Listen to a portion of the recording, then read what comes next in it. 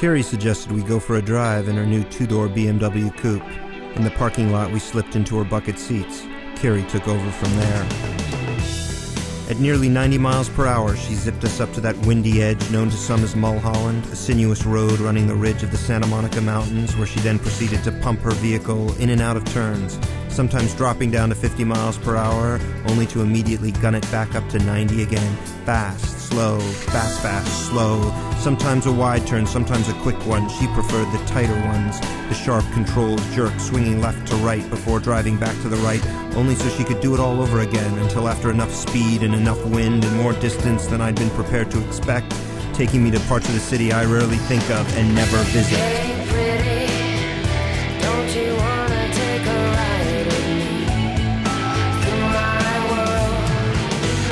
Hey, pretty, don't you wanna kick and slide through my world? I can't remember the inane things I started babbling about then. I know it didn't really matter. She wasn't listening. She just yanked up on the emergency brake, dropped her seat back, and told me to lie on top of her.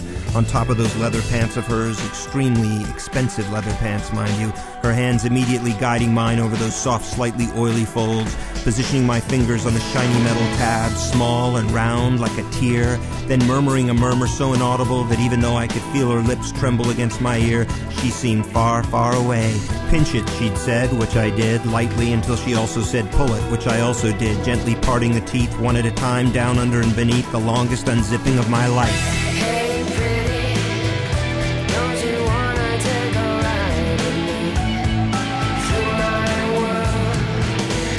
Hey, pretty, don't you wanna kick and slide through my world?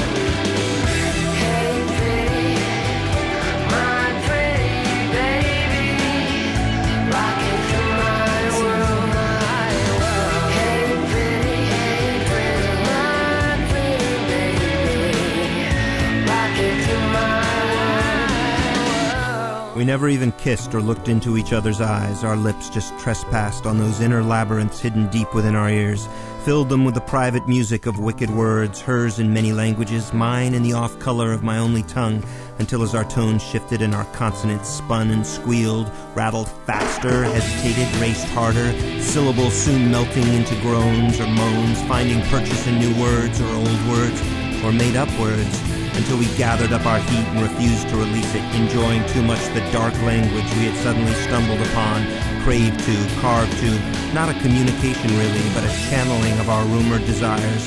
Hers, for all I know, gone to black forests and wolves, mine banging back to the familiar form, that great revenant mystery I still could only hear the shape of, which in spite of our separate lusts and individual cries still continued to drive us deeper into stranger tones, our mutual desire to keep gripping the burn, fueled by sound, hers screeching, mine.